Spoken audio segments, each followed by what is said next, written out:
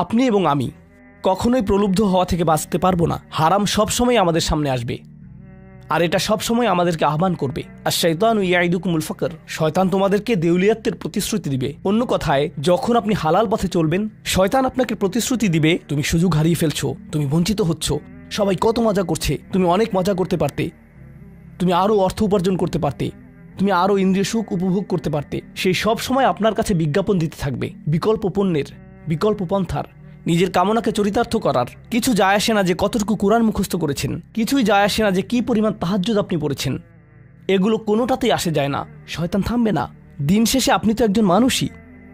দিন শেষে কামনা বাসনাগুলো আপনার মাঝে থাকবে, আর শয়তান থামবে না, সে আপনার পেছনে লেগেই থাকবে। শয়তানের একটা কৌশল আল্লাহ বর্ণনা করেছেন। তার মনস্তাত্ত্বিক কৌশলটি হলো যায়্যানা লাহুমুশ শাইতানু আমালাহুম। শয়তান তাদের কাজগুলোকে তাদের কাছে আকর্ষণীয় করে দেয়। শয়তান